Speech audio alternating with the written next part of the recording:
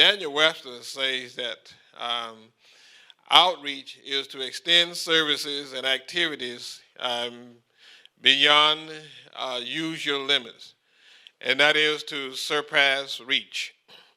One of the things that I stress when it comes to prison ministry outreach is the fact that we as a church must do outreach. And prison ministry is outreach. And if we don't do outreach as a church, then why do we exist? Because as you will hear me say probably more than one time today, that the church must not become a drive-in theater where we drive in on Sabbath, we get entertained and fed, and the church doesn't open up anymore until the next Sabbath. And because we don't come back to AY and don't come back to prayer meeting, so then we truly become Seventh-day Adventists because we just come on the seventh day. But it is my belief that the church ought to be open every day, that something should be going on. But I'm happy that you decided that you wanted to get involved in prison ministry and that you are doing prison ministry. Jesus had his idea of outreach, and he said his idea of outreach is to feed the hungry, give water to the thirsty, house the homeless, clothe the naked, visit the sick, and visit the prisoner. Now, if you notice Jesus' itinerary, what did he put on the end? He put prison on the end because he wanted you to remember that. He wanted it to be a lasting impression upon the mind. Now, it was by happenstance that he listed it that way. It was intentional because he wanted that to be a lasting experience that we have as a church. And I think what has happened with us as a church many times is that prisons and prisoners have been placed on the back burner. Now, I'm glad that we do have some conferences now that are getting more involved in prison ministry. At the time when I started prison ministry, there was not a whole lot of action going on as far as conference involvement. But now you do see more and more conference involvement in prison ministry. And I used to wonder why the conference doesn't get more involved in prison ministry. And I didn't know whether it was because the inmates wasn't paying tithe or what was going on. But there wasn't any money put forward to help. Now, as you look at the budget that EW has today, now if the conference give him $500 to run the prison ministry department, what in the world can he do with $500? Not a whole lot. So I think that we spend money on what we want to spend money on, but more money should be allocated for prison ministry so that we can get you into the prisons and develop more of a team. So here is saying that then should a righteous answer him, saying, Lord, when saw thee hungered and fed thee, or thirsty and gave thee drink? And when saw thee sick or in prison and came unto thee? And the king shall answer and say unto them, Verily I say unto you, if you've done it to the least of these, you've done it unto me. Okay, but one of the things that he's saying to us in reference to prison ministry is that if you minister to the men in prison, if you've done it to the least of them, he said, you have done it unto me.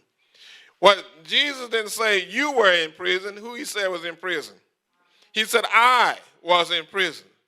So he wants us to go inside He wants us to teach. He wants us to baptize.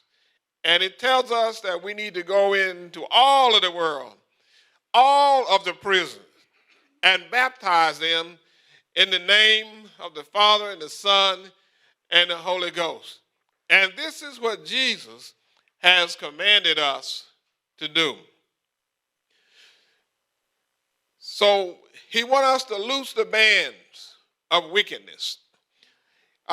When you look in the prisons, there's a whole lot of wickedness going on.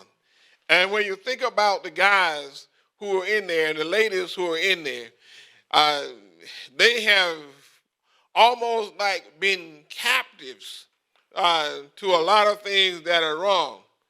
But Jesus tells us to go in and loose them, set them free. And that doesn't mean that they're going to walk out the gate. It means that they're going to be free in their mind to serve the Lord and to get rid of those things. So undo those heavy burdens. Let the oppressed go free. And when a man is free in his mind, then those yokes that have been kind of like imprisoning him are now being broken. And he began to set a new lease on life. And it's because of you who have gone in to tell them. So then Jesus says that is not this the fast that I have chosen. Now, if he chose a fast to work with prisoners, then it must have been very important to him. Because you don't fast unless something is important to you, do you?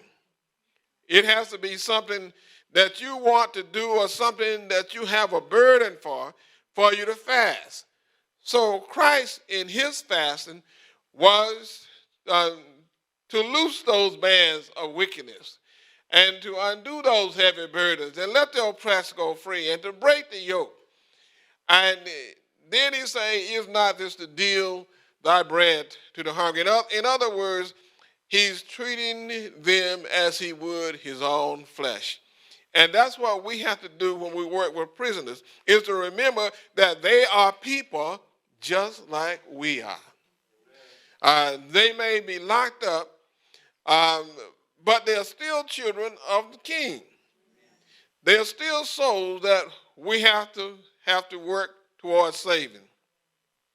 So one of our duties would be to nurture, mentor, and prepare inmates to re-enter the community.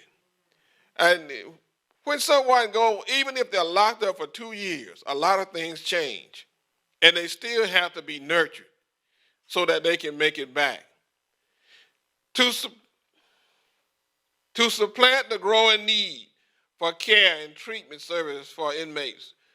Supplement the growing need for treatment. There are a lot of treatment that inmates need outside in terms of mental health treatment and those kinds of things.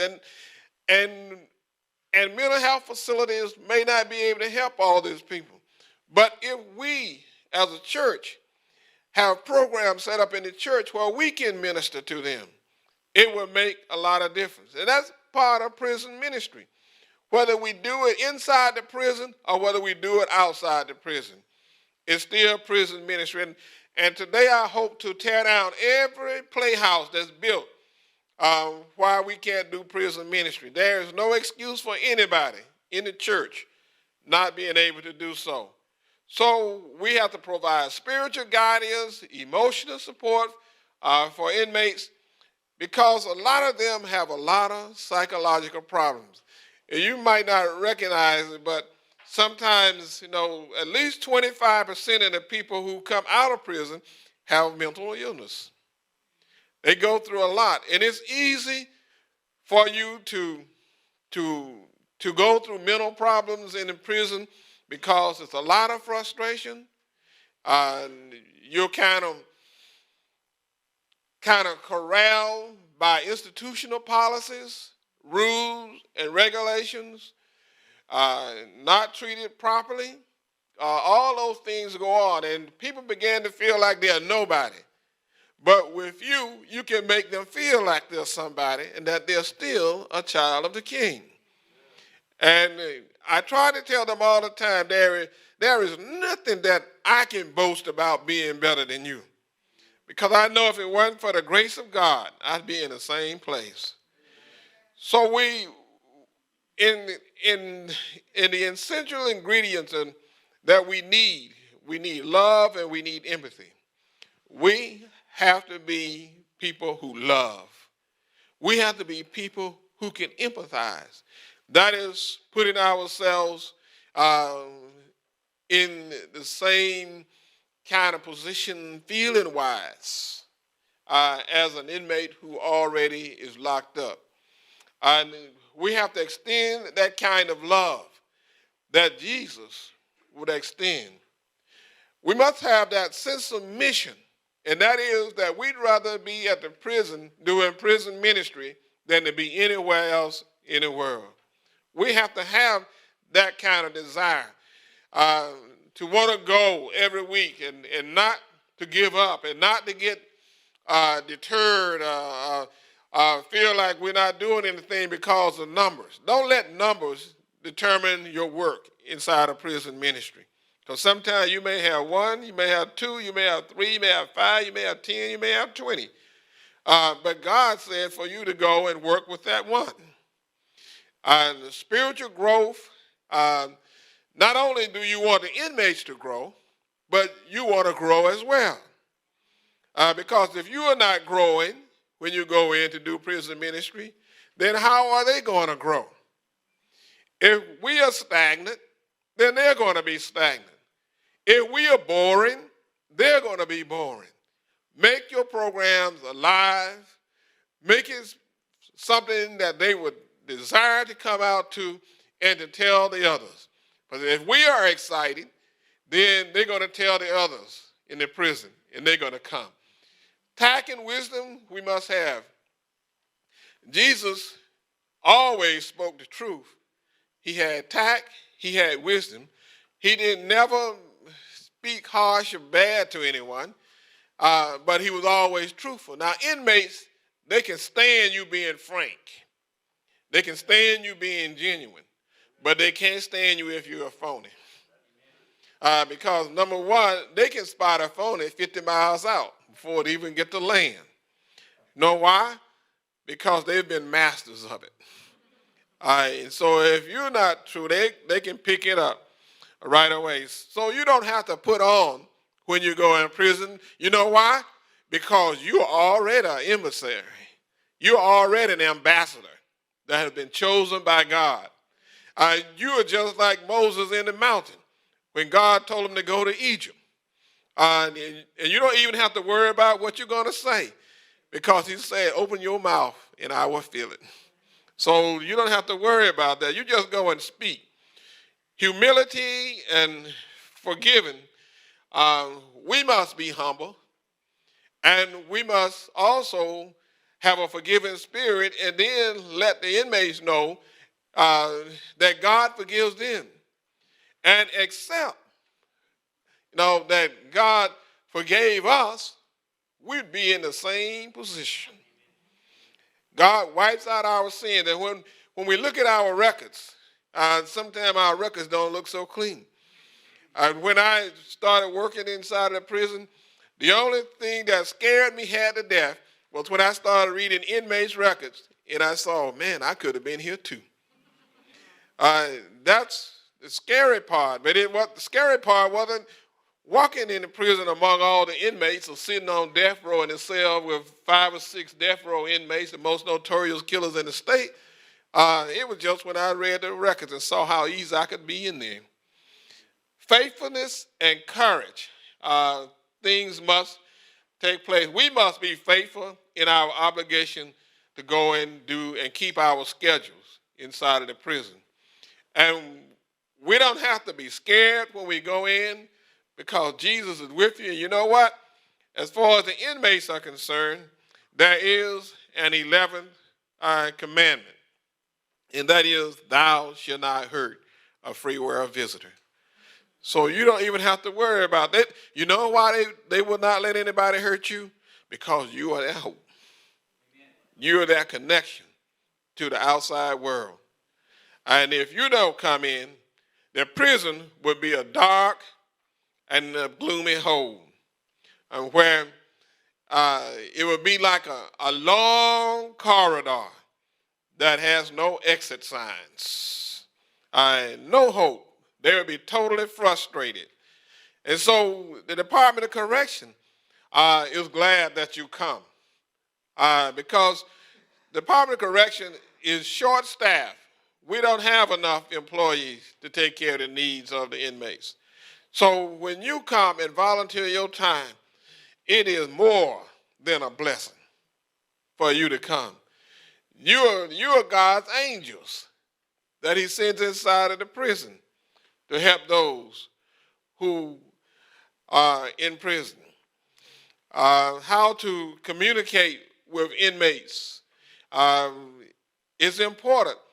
When you communicate with an inmate, make sure that you look him dead in his eyes. Don't look around, because if you're not looking around, you're not paying attention. And it's important to pay attention when you're working with inmates. Now, when I was in school at Andrews, my wife almost went blind. And when we went to the eye doctor, the ophthalmologist, he told her that I've never seen anybody go through what you're going through unless they had a illness called, an eye problem called uveitis, and that when I've seen people like this, they've had sarcoidosis. And so, sure enough, when he sent her to the pathologist and he looked at her, sure enough, she had sarcoidosis. And how did he find that out? By looking her in the eye. Because the eye is the window to the soul. And so you can learn a lot about inmates by just looking them in the eyes. And so you always want to do that. When you're communicating with inmates, don't be judgmental about how they look. Some inmates will come in looking all raggedy and tattered. Some inmates won't have a good relationship with water. And, the aroma may not be the very tasteful to your nose. But don't judge them by that. Some may not be able to communicate in a kind of good, crisp language that you're used to them communicating in. But don't get scared by that either. Try to just focus on helping inmates to be able to pull themselves together.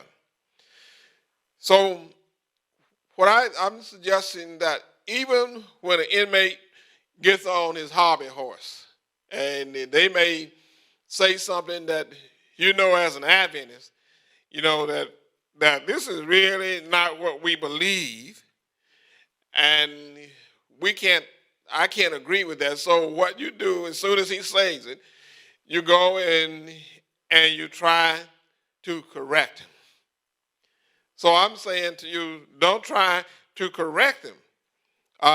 You'll have an opportunity to share with them, and so that's what you want to wait for, your opportunity to share.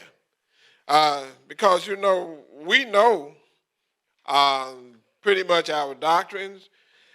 We know when somebody is saying something that's off base, and so we have to try to just wait for the opportunity to share.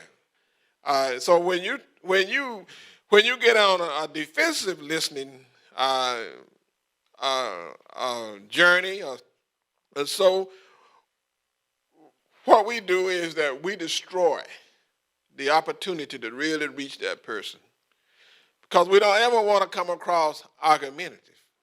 We want to always try to come across in a way that we can reach the individual. And so when you're communicating with the inmate, always try to be honest, try to be frank, and they don't care about you being honest and frank.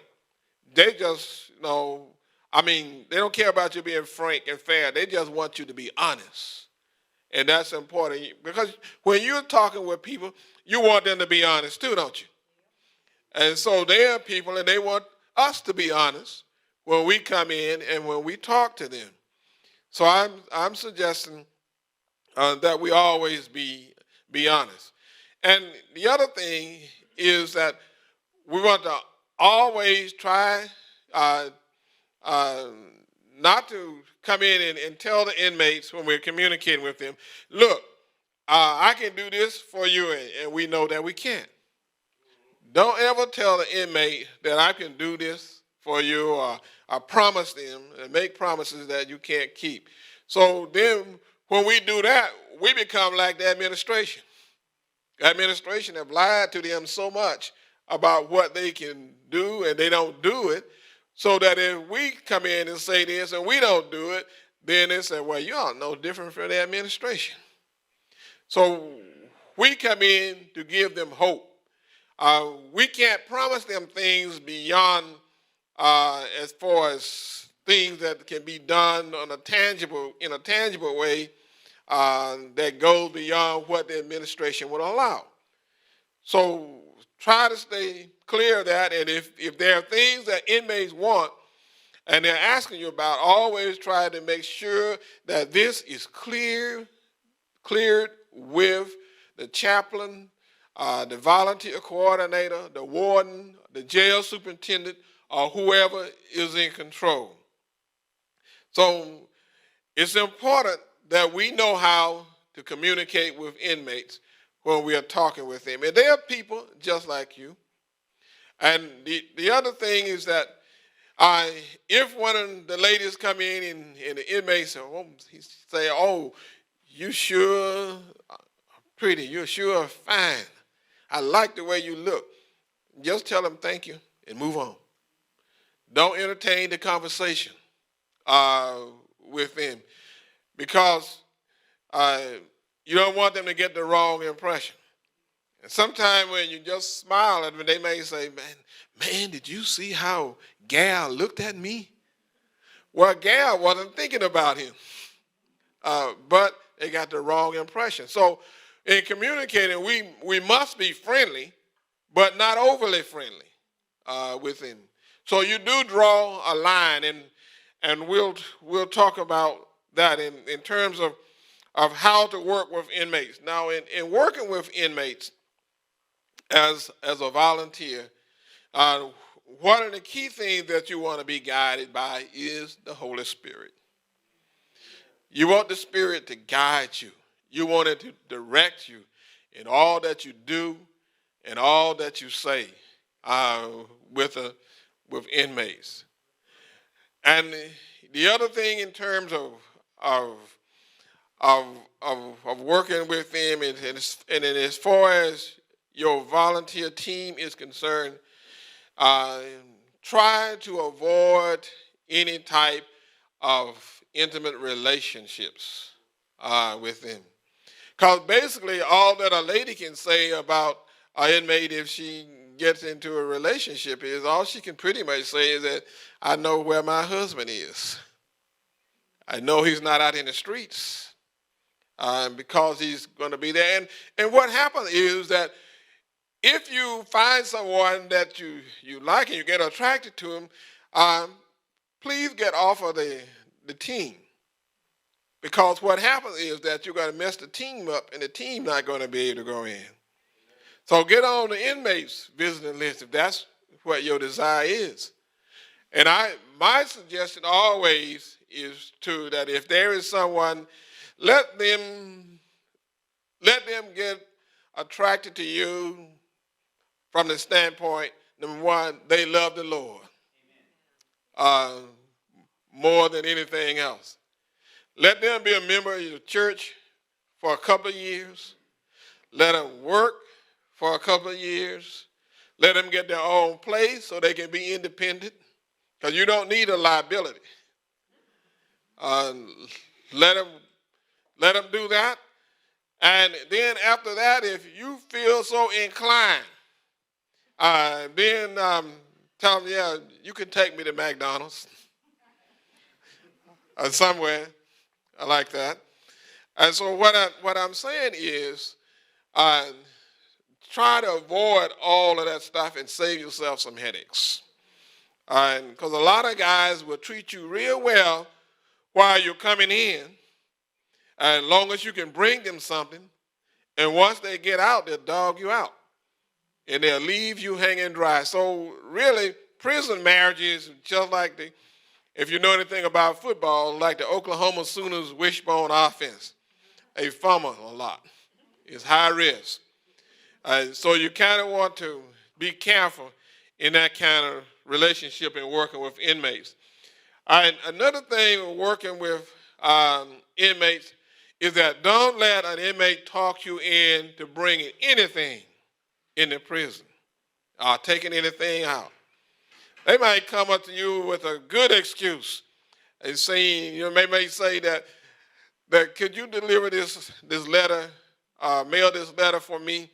The prison mail system, it takes it 10 days or more for a letter to get out and get to where it needs to go.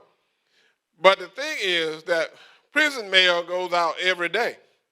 They pick the mail up, they take it downtown to the central office, and it's mailed out.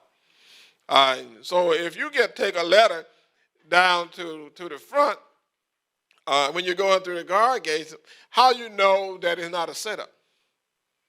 How you know that the inmate has not already told them down front that you're coming? How do you know that there's not some trace of cocaine inside of the letter?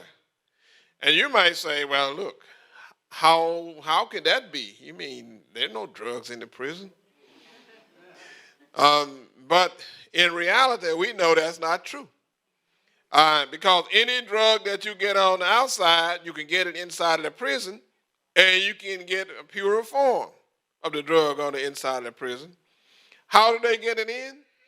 Through employees, through friends and families, in baby diapers, any crevices of the body, and sometimes they cut pasteboard boxes, cardboard boxes, and just split it and put the cocaine down in and seal it back up like it's never had been tampered with, and it comes in. And it gets inside the prison. There are drug dealers inside the prison that deliver drugs the same way they do on the outside. So this is what you have to work with and working with them. But back to the letter. When you're taking the letter down, and if there is something in the letter that's like cocaine or something, or you've been set up, guess what's going to happen? You're going to go to jail with Metro, and you're going to get a charge. And you have a drug trafficking charge, which you don't want. You could be just as innocent as possible, just trying to help. But sometimes people can set you up.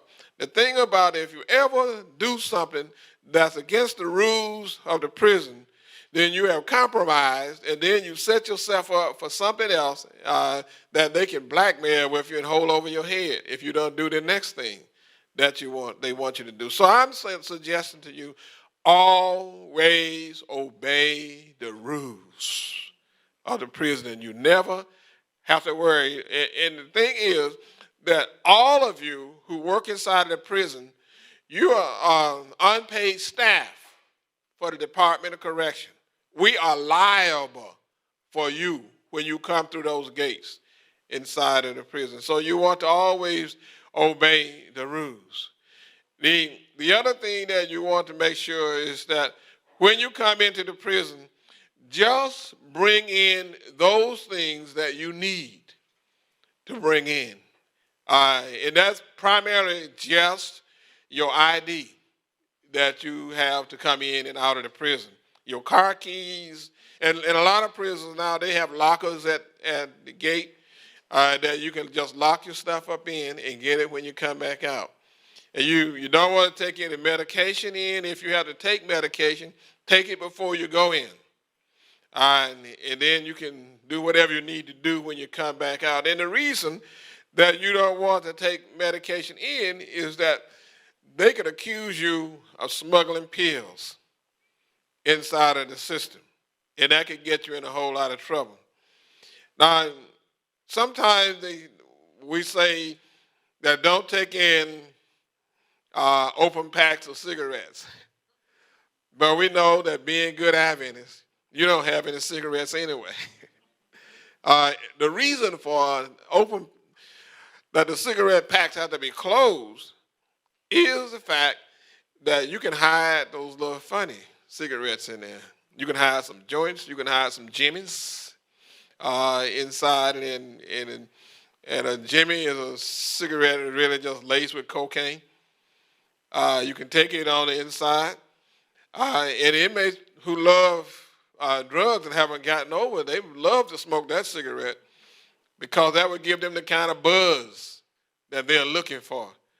And working with inmates also, you also want to make sure, and you don't have to worry too much about Adventists going in modest, because you do go in modest. But you always want to dress appropriately when you go inside, because you're not only representing the church, but you are representing God. And so anything about you that people see, you want them to see Jesus and not you. So when we work with inmates, we have a lot that we do. Another thing that you probably want to remember is that you never want to give out your phone number and your address. Because if you do that, you set a trail to your house. I had one friend, and in fact, it was my supervisor at NAD. He had a cousin, and that happened to his cousin. She gave her address and phone number, and when the guy got out, he came straight to her house and killed her and the children.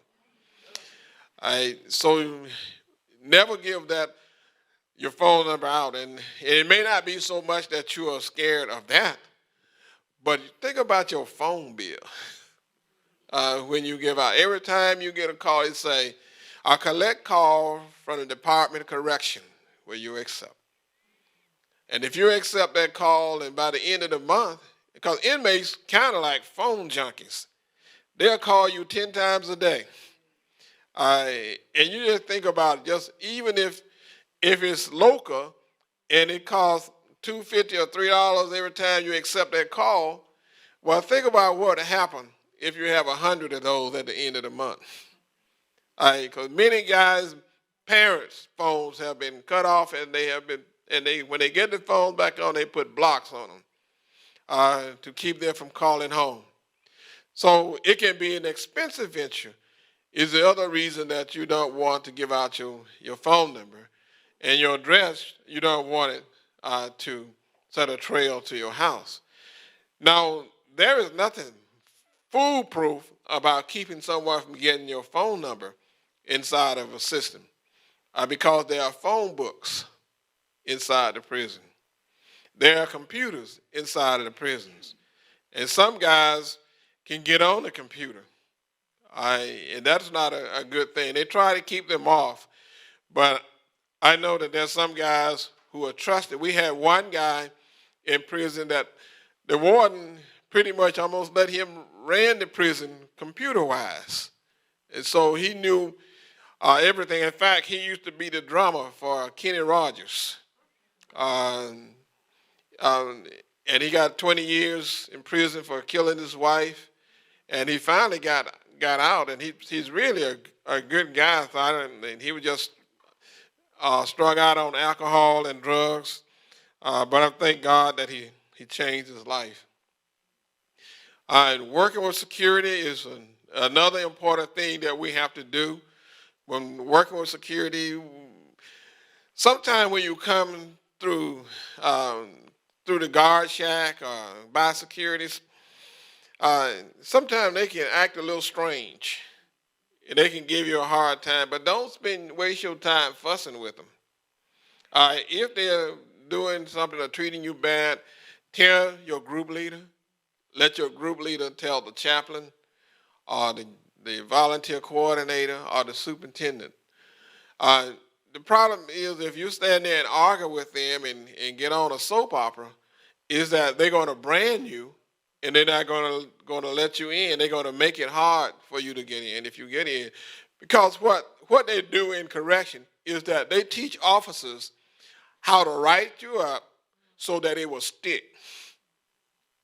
And it's not always true what they do, but they have this little thing where they can write you up and it'll stick. And so you don't want to get caught in that. And then the other thing is that if you're going to other prisons, they talk to other prisons, and they will probably send your name on to other prisons.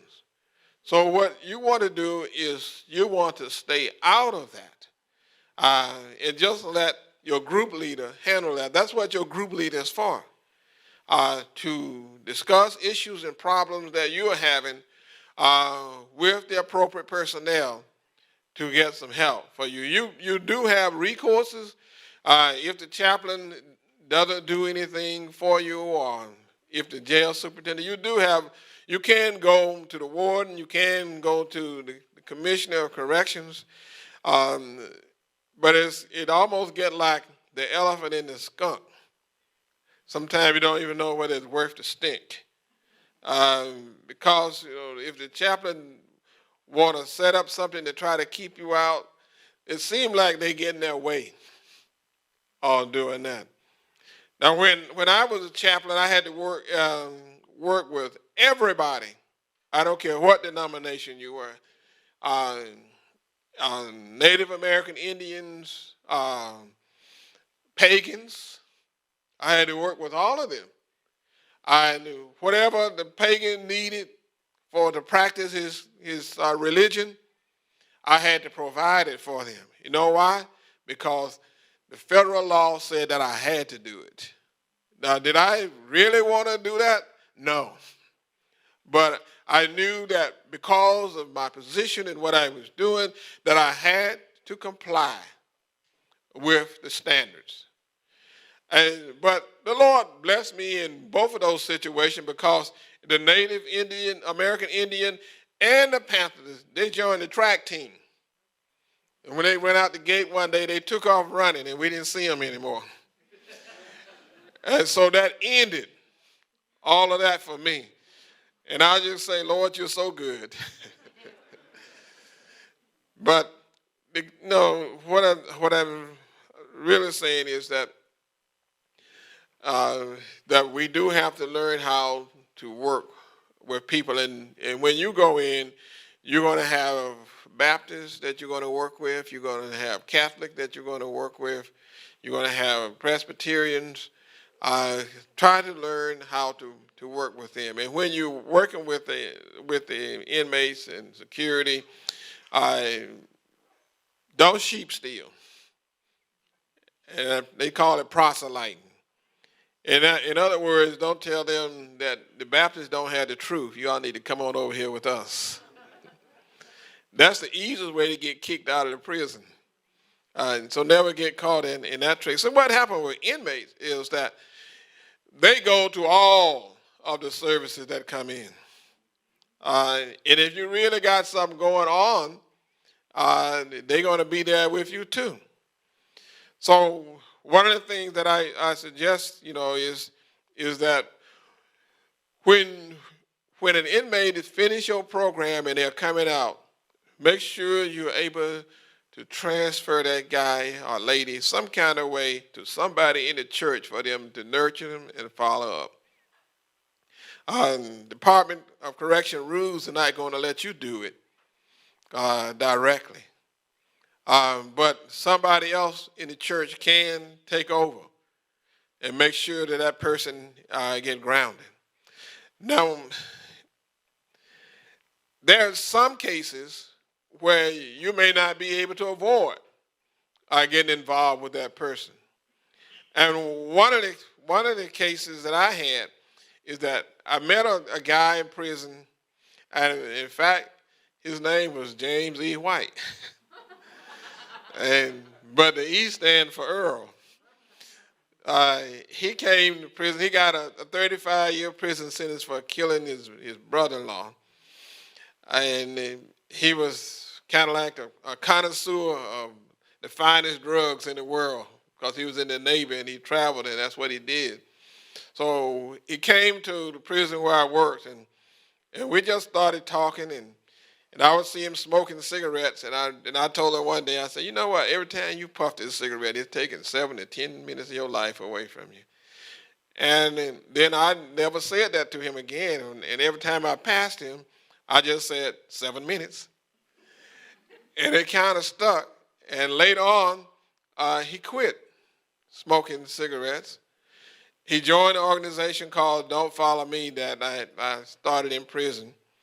And so he got out of prison. When he left prison, he had $30 to start his life with. Fortunately, he got a job with the federal government as a painter, and it expired in 6 months. And then he went on the business of his own called Interior by James. And his first year of painting and on his own, running his own business, he grossed over $600,000 as a painter. And he had several guys working under him. Now, the thing that what I'm trying to go with this is that by correctional policy, I should not have any relationship with him because he came to our church, and where today he's youth Sabbath school teacher, men's ministry leader, and a deacon at the church. And the thing that happened is that he ended up marrying my wife's first cousin. And so he's in the family.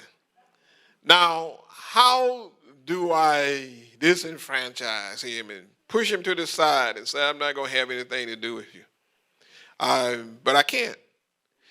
In fact, he has become one of my best friends. And he does well, and we kind of hang together sometimes. And he was really the glue to my organization that kept things going. So when we're working with security also, we just need to be aware of what the rules of the prison are. And one of the things that the prison is going to teach you, and you probably already know this, is that when you come there, they're going to teach you the rules of that prison. Now, rules in prisons may not always be the same at every prison because they have a departmental policy, and then they have in-house rules and protocol. And the thing about prisoners in prison, and then back to what I was talking to you about, the soap opera at the gate, is that what they may be hard on you this month about, they will relax and forget about it. And then if something happens, they'll come back and they'll try to push it again. So in-house rules in prisons run in a cycle. They push it hard and they only act on precedence. And so if you want to see a good rule started in prison, let somebody do something and they'll make everybody pay for it. And then after a while, they will relax and go back to the same old stuff all over again. I not only find that in prison, but I find it also in mental health and working with patients that they do the same thing. So when you're working with security, it's kind of like the same rules you're working with inmates. Just make sure that you follow rules as far as not bringing things in that you don't supposed to, not showing up for the prison on a day that you don't supposed to show up for, leaving things in the car that need to be left in, dressing appropriately, not bringing in money. All those things are security issues that you want to follow. And so that's important. And and of course, when you're working with inmates as well as security, watch for inmate manipulation. The guys, some of them are smooth. And sometimes with the lady, you have to watch, especially because they have 24 hours to get a rap going. And the rap is usually better than what your husband tell you. And they'll say something to you and say, well, my husband haven't said that for 20 years. And you think that, well, I can really relate to him. He understands me, but it's all a setup. So don't get manipulated. And if you see a guy pulling your leg, let him know that you know that he's trying to pull your leg and you know what he's doing.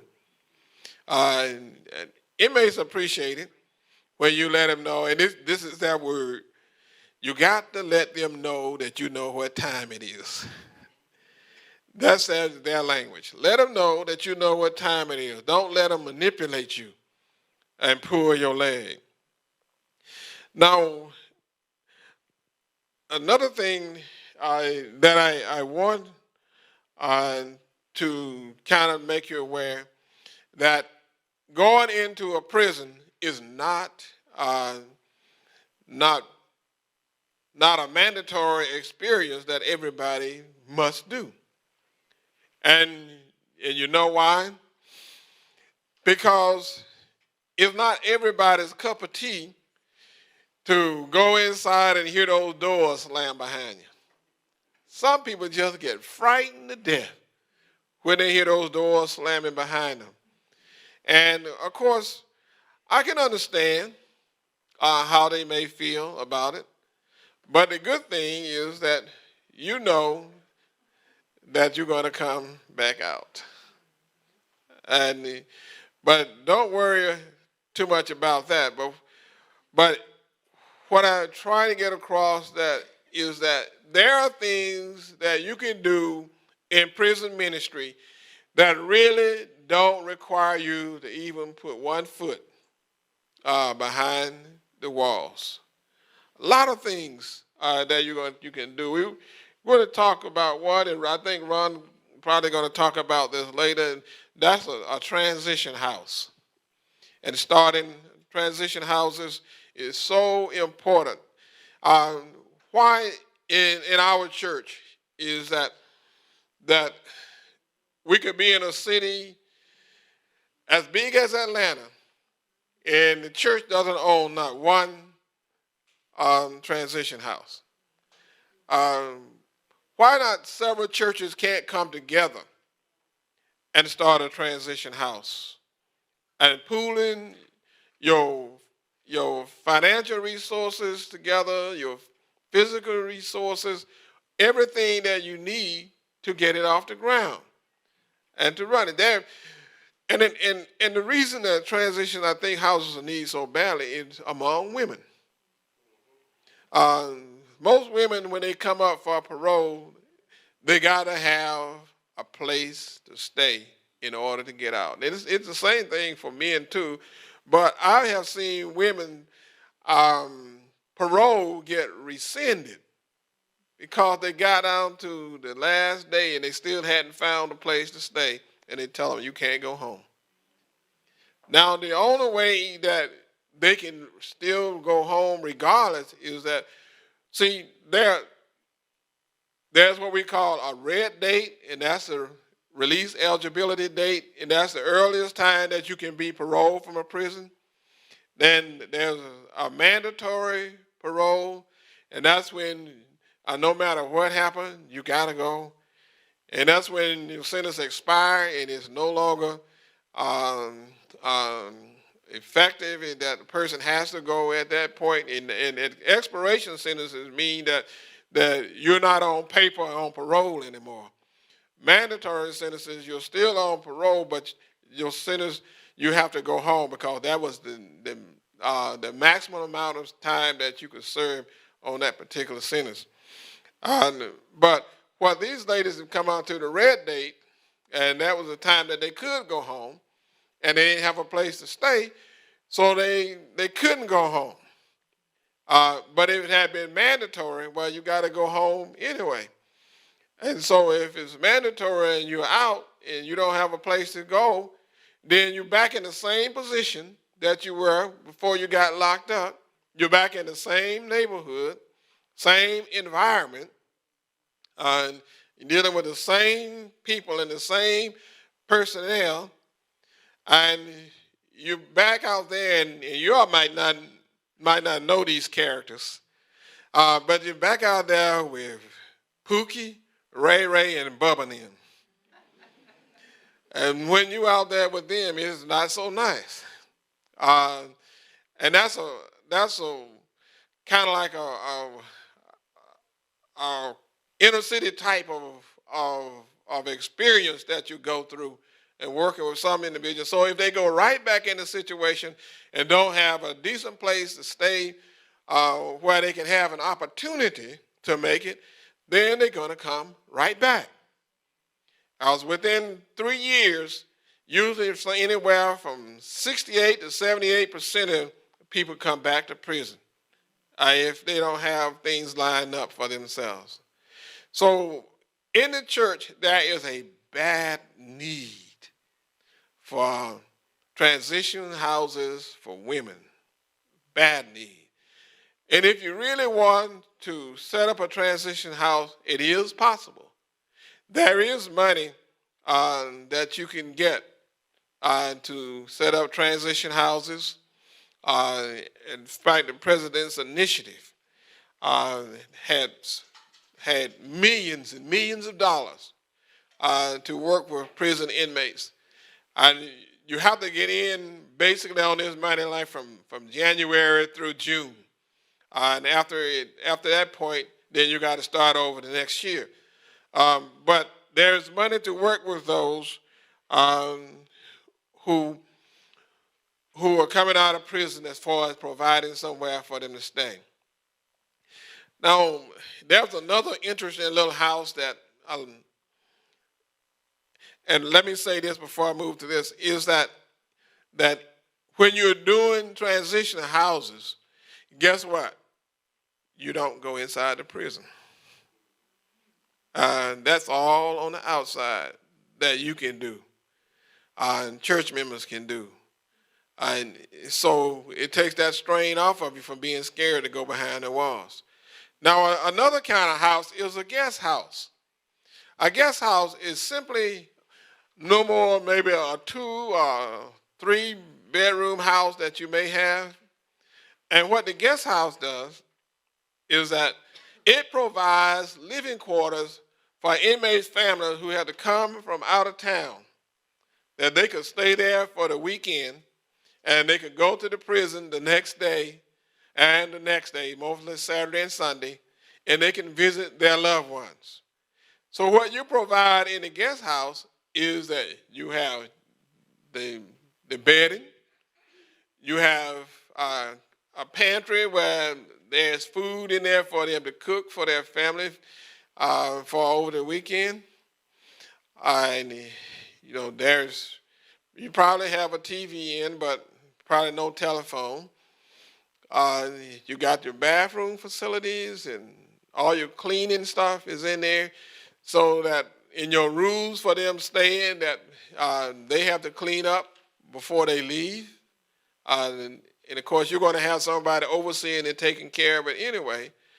And what it does, it puts you as a church in a good light, because inmates will be able to tell, well, that Adventist church got a place where you can come and stay. And so it kind of like advertises for us, and you can do this ministry, and guess what? You don't have to go inside of the prison. It takes off a lot of the edges that we have about prison ministry. Ministering to inmates' families, support groups. Did you know that there are a lot of women whose husbands and fiancés are locked up in prison? And guess what? They're locked up too because their families are in prison. So they have no outlet for expressing themselves. So what do? We set up support groups, which can be set up at your church, or it can be set up anywhere uh, in a rented facility. And what you do, you give the women a chance to come in to get things off of their chest. You find a way that if they're going through things, that you might be able to facilitate social type of things for them. They may not know how to get food stamps. They may not know how to get health care. They may not know how to get legal services, things like that. But you will be able to guide them, and not only through the social things that they need, but now you open up the spiritual avenue where you can reach them. So that if you're working with the family of an inmate, the inmate will be more than excited because he'll say, well, you know, that church really cares about people. And when I leave this prison, that's the church that I'm going to attend. And it's because that we have got involved in outreach, that we have stopped being scared to work with people who may have done some bad things or who are coming out of the prison. But if we're working with that family, it makes all the difference in the world. And not only will you work with the ladies, but the children can come along too. And you can have someone that would have children activities for them in another room while you're discussing things with the women. And not only that, you can have a ladies' day out. Somebody can they can lead the children over to the church, and you can have activities and things for the children to do all day long, or at night, or if it's going out at night. You may just take them to Olive Garden. They'd probably be happy to go to Olive Garden. It might be just another type of activity going on in town that you think that would be nice for them to become acquainted with and to go to. Then you can keep the children for that. And it may be a time that you won't have the children's day out. It may be something as simple as a semi-pro baseball game or some other sporting event. They might just even want to go skating. They've never been skating. It could be any kinds of activities that children get involved in. And so when you start doing that, guess what? You're reaching all of these kids, and they begin to know and to love the Adventist church because you're people who care for them, and no one has ever paid any attention to them. No one has ever taken any interest in them, but you have in your ministry. So it makes all the difference in the world. So again, did you have to go inside the prison? So instead, there are so many things that we can do. So no church in the United States of America, no church in the world has an excuse for not doing prison ministry. You see the transportation to prison. I put a little handout in it's for van ministry. It's something that you can do in van ministry. Is that somebody may be somebody that, just say it this way: if there's a prison or in Calhoun, Georgia, and it's a female prison, but she lives her home is in Augusta, and that's where our children are.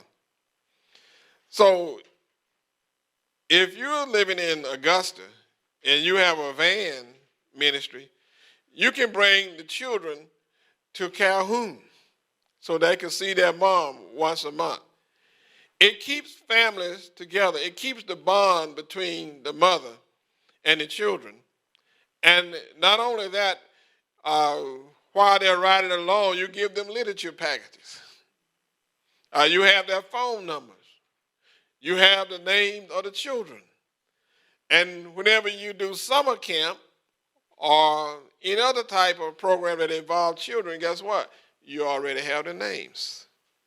And a lot of time when it comes to summer camp, we're looking around, well, I wonder who we can send to summer camp.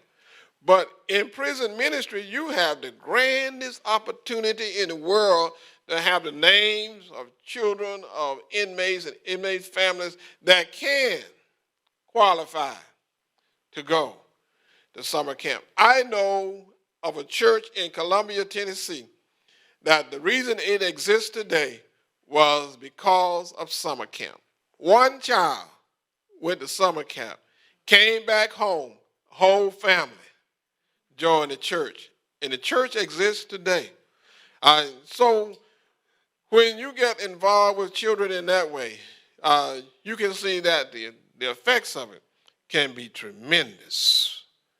A lot of social service information, a lot of employment and housing assistance, all these things are just part of ministry that you do without going inside of the prison. Toiletry ministry is another ministry that you do. And you don't even have to go inside of the prison. All you do is just make the little toiletry kits that would have no Sharpies and no alcohol-based products that men and women can use who don't have money inside of the prison. And so they're called indigent inmates. If you fix up a box of maybe 50 and give it to the chaplain and let him distribute it to whoever needs any of those types of things. But all you have to do is really fix the kits and drop them off. But you don't have to go. And I'm only suggesting this because I know that most of you probably want to go inside of the prison. But there are people in your church who will not, who are scared, and some people in church who are still so conservative that they feel like out of sight, out of mind, I don't want to have anything to do with this individual. And they will feel that way probably until one of their children get locked up. And then they will change their attitude. And you're going to always have some Pharisees, no matter what church you're in. But you just have to let the Lord work on them, but provide that opportunity. They may not go inside the church, but some of them who are very conservative, they will give some money for literature and some other things like that. Then you got a clothing ministry that you can do. And with the toiletry ministry and the van ministry and the clothing ministry, you want to advertise these in the prison to let the counselors know so they can put it on the bulletin boards. And when inmates come in, they usually have a what we call a jacket, and a jacket is nothing but a folder that have all of the pertinent information, like a handbook that an inmate needs.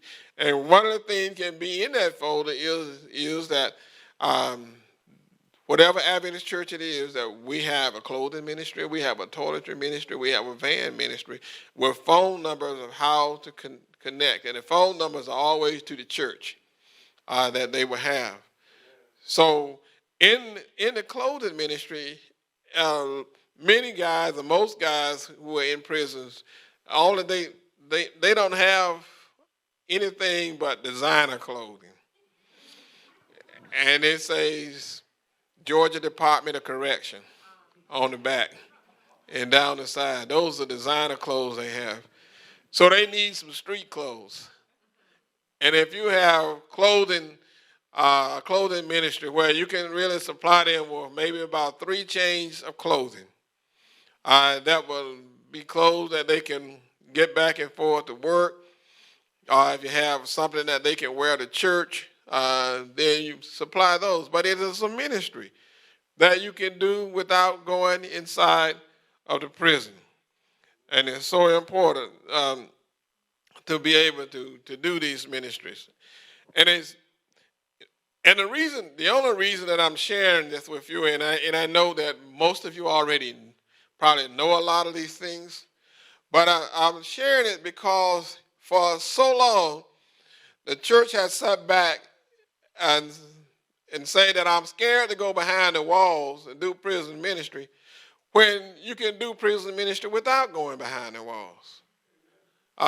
This is what we call diversification of prison ministry. It's something that we have to start stressing, that you can do prison ministry and you don't have to go behind the walls.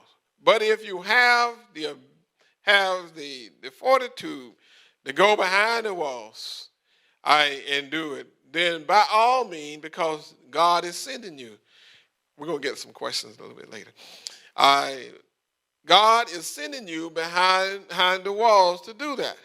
And as I said in the beginning, you are the greatest communicators of the grace of God. You are the conduit pipe where the Holy Ghost flows through to reach these men and women. And when you come into the prison, they're happy that you're coming. They're glad that you're coming into the prison. And in fact, a lot of guys are waiting for you to come to the prison, and when they see you, and especially if you got some ladies on the team, some of them probably want to get out of the cell because, man, there's some women coming in. And some of them probably want to get out of the prison, out of the cell, because they just say, I want to get some air. I'm tired of locked up in this cell. Some may want to come out because they have another male friend that they want to sit by. And a partner. And then some may want to come out because they really want to hear the word of the Lord. And those who come out, they may come out for one thing. But when the Holy Ghost fills you up and you get out and you start proclaiming the eternal truths of Jesus Christ, you become the gospel nutcracker that cracked them, that changed them. So the Lord simply just tells you when you do prison ministry and you go in, he just says for you who are going in, just fish. Throw out the net. You may get some crabs in there. You may get some eel. You may get some lobsters. You may get some shrimp. But thank God you're going to get some red snappers. You're going to get some whitings. And then you're going to get some flounders, some groupers. You're going to get some good fishing. But when you pull them in, just remember, God didn't ask you to clean out one of them.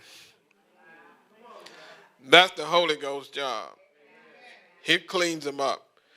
Because when we go in and we start trying to clean folks up, we start messing people up.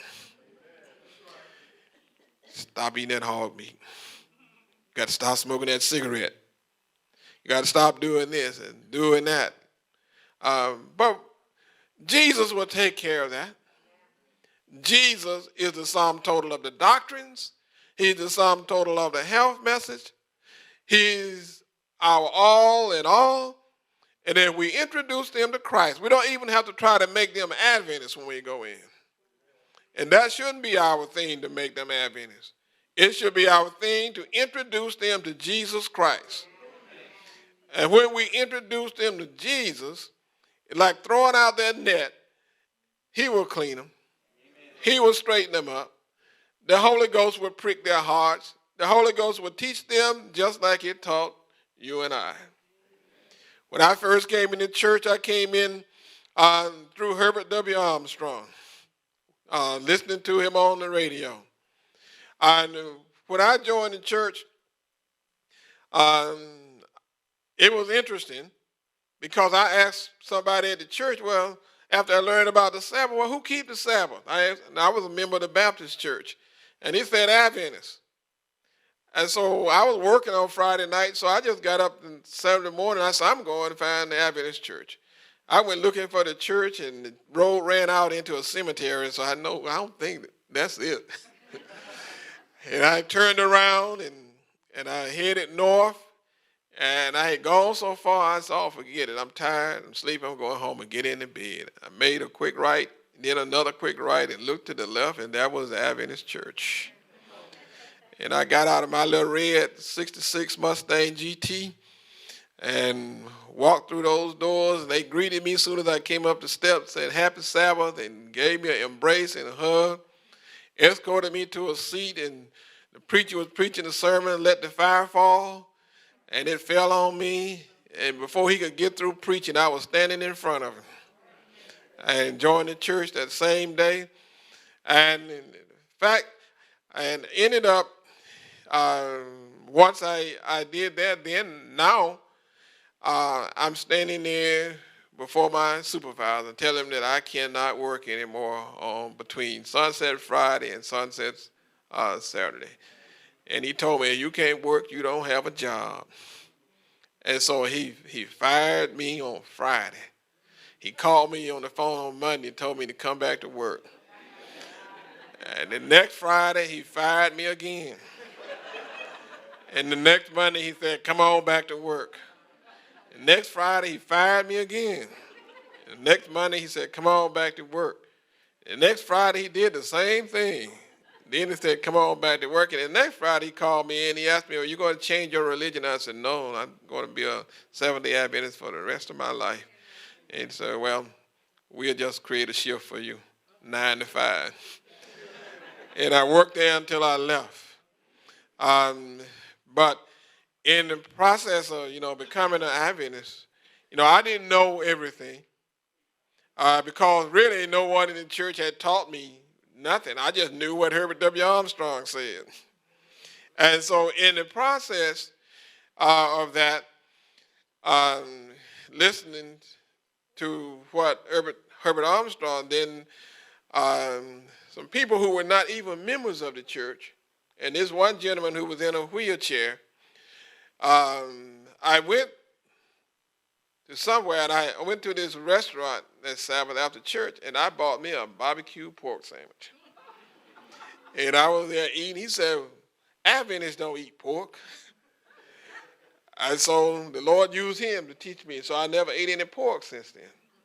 And then another time I went to Sears and bought something, and he said, Adventists don't go shopping on Sabbath.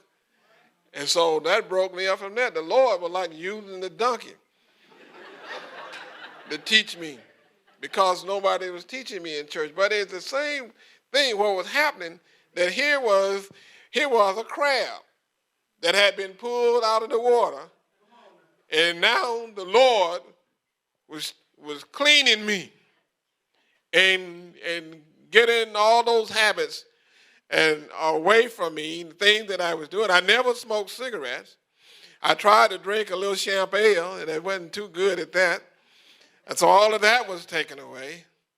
And in 6 months, I became a vegetarian, and I'm still one today. But it was just gradually the Lord taught me.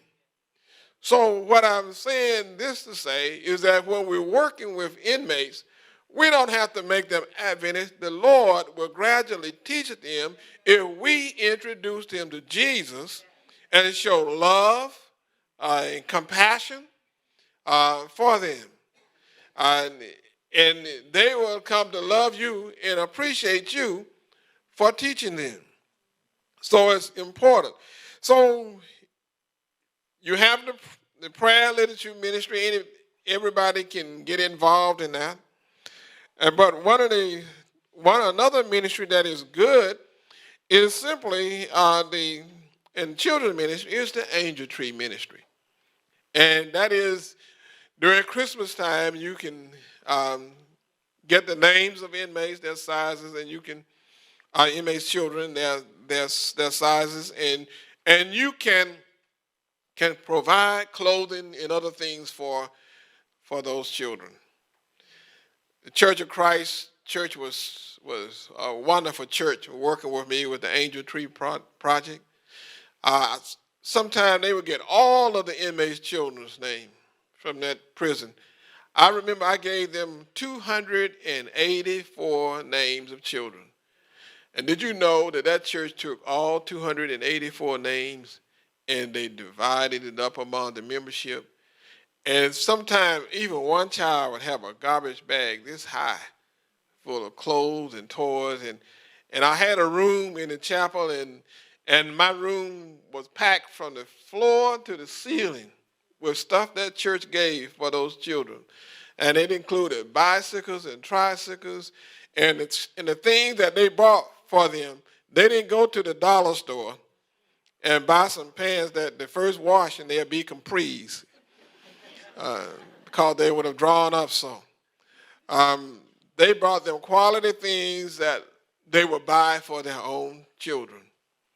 But in the process of us being able to do the children's ministry and have the Angel Tree Project, we do two things at once.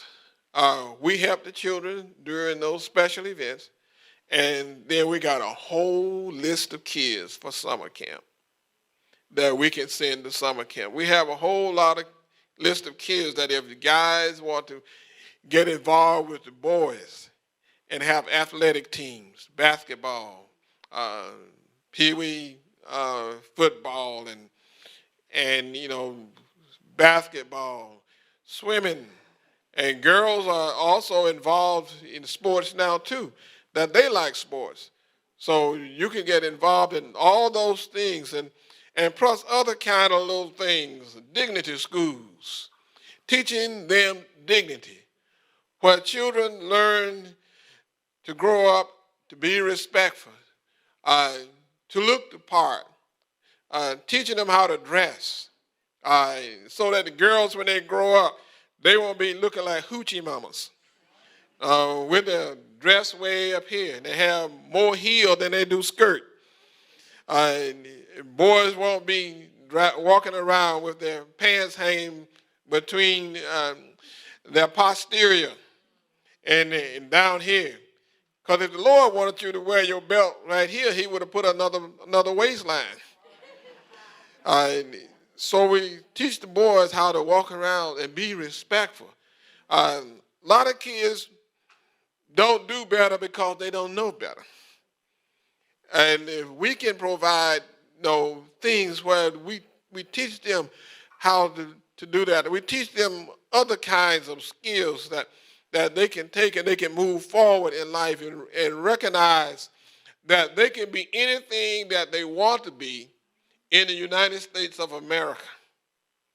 We just provide them an opportunity to let them know that we care, we believe in you, we believe in your dream, and we want to see your dream come true.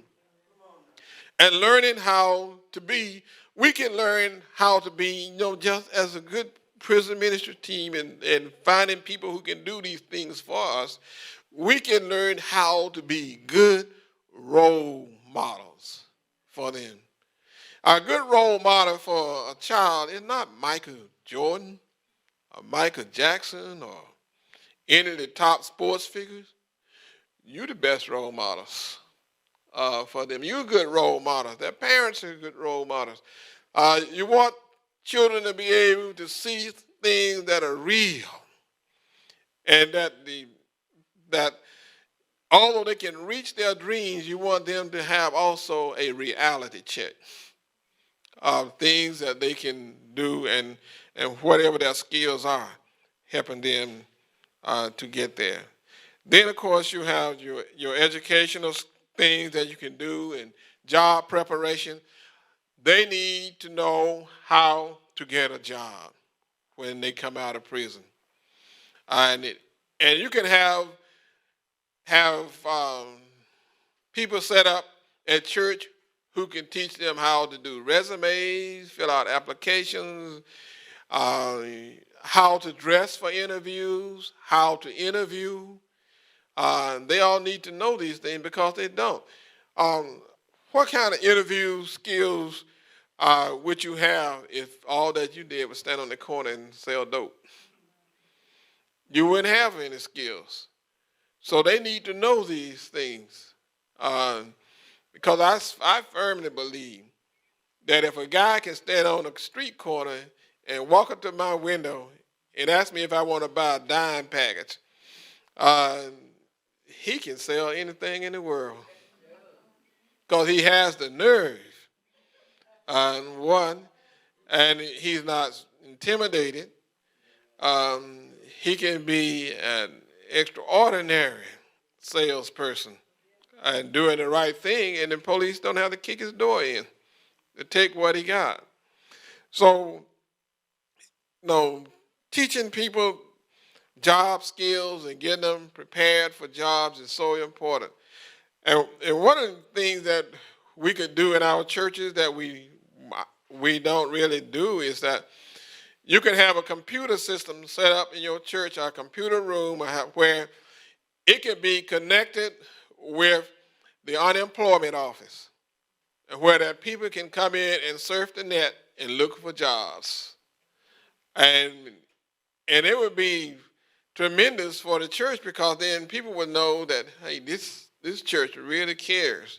They open their doors up for us so that we can try to make it in life. Survival skills, of course, are important for us to teach because a lot of people who come out of prison don't even know how to survive. A lot of ladies come out of the women's prison. They don't know how to survive. They don't know how to do a budget. They don't know how to balance a checkbook. None of those things. A lot of guys come out of prison. They don't know how to go and apply for their Social Security card. They don't know how to go about getting their VA benefits started back, or if they are in such bad shape when they come out, they don't know how to start that Social Security, disability, SSI. It's so many different things that we can do, and it's all prison ministry. And I'm just kind of sharing these things with you so that you will be able to take back to your church and members who really want to do it, that they can do it. So why should I reach out to the families of prisoners? One is to provide support to families who have loved ones locked up in prison. And they really need support. And sometimes when guys go in prison, the family goes into poverty, real poverty. And if the families are into poverty, what happening to the children?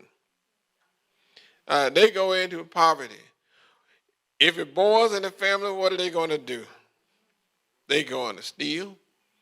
They're going to rob. They're going to do whatever they can to make sure that they have. And if it's boys in school, when other children walk around with designer tennis shoes on and they don't have them and all they can probably get is some buddies, and they probably don't make buddies anymore, but those who are older probably know what buddies are.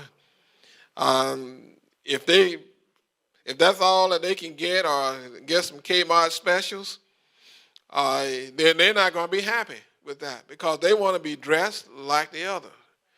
Kids like to wear nice clothes, and they want to dress nice. But if they can't get them, and because they're in poverty and someone is locked up in prison and the income is gone, and there's no food on the table, and nobody can eat, they're going to do whatever they need to do to try to do that. And it's sad that it has to be like that because in this country, there is really no need for anybody to be in poverty because we have too many resources available. And I'll talk about that later. So we do need to try to support families who have loved ones locked up in prison. We need to try to encourage inmate families who face pain, anger, and isolation due to incarceration. And a lot of families feel that. Uh, the pain that they feel, um, we probably could not even imagine what they are feeling. We could say, I understand how you feel. I know how you feel. But we really don't. Because they're going through some awful experiences through this pain. It's gripping pain. It's pain in the midnight when there's no food in the house. It's pain in the midnight when there is no money in the house. It's pain in the midnight when you're stuck in the concrete jungles of public housing and can't get out, and you know you're not going to get out. And on by your door, there stand drug dealers. People getting shot all around you. Girls are getting raped. And it's just an awful situation all the way around you. So there's a lot of pain and distress that these inmates these families go through. And how do we as a prison ministry team and prison ministry workers reach across the barriers and pull them back across to let them know that there is hope for them through Jesus Christ? We have to be more proactive. We as a church cannot be satisfied in our own little spiritual cocoons anymore. We got to go through metamorphosis. We got to go through some changes in the way we think, in the way we act, the way we do things. We got to get outside of the box and get involved. And we cannot be scared to get involved in our communities and involved in the work for prisoners. We have to do that. We got to try to help to promote a positive outlook to discourage negativity. And so I'm going to couple more things, and then I'm going to give you an opportunity to ask some questions. The next thing I just want to briefly mention is that when guys and ladies come out of prison, most people who are locked up have good gifts. And we can teach them to unlock their potentials and get involved in something that they can do. I was telling Ron this morning that there was a guy came out of prison and he didn't really have a job, but he had some talent. Some friends of his who actually live right across the street from me that I didn't really know at first. They gave him a vacuum cleaner and a buffer machine. And he started his own janitorial business. It went from a vacuum cleaner and a buffer machine to $1 million business because he was out there working at the skill that he had. So you can take things where people say that may be junk, and you can turn it into profit or treasure. You can teach people how to utilize their skills to be entrepreneurs. One of the guys that I visited in the cell in the prison, he was a brilliant guy. He built a telephone in his radio, and there were some telephone wires near his cell, and at night he would hook the wires up, and he would call all across the United States. And it took the prison a year to figure out why they were getting this big phone bill. And they never would have figured it out, except one of the other inmates snitched on him because he probably wouldn't let them use it. And so they came and they found the phone in his radio, and they found a shoebox in his room, and they shook it down and had $10,000 in it. But here was a guy who was gifted. If this guy can build a telephone in his radio back in 1983, 84, what could this guy have done in the area of telecommunication if he would have been outside? He has the skill. And guys who come out of prison and ladies who come out of prison, they have skills. Sometimes when you go to an employer, they won't hire you because they say that you are a felon. But if you have skills to become an entrepreneur, you don't need anybody to hire you.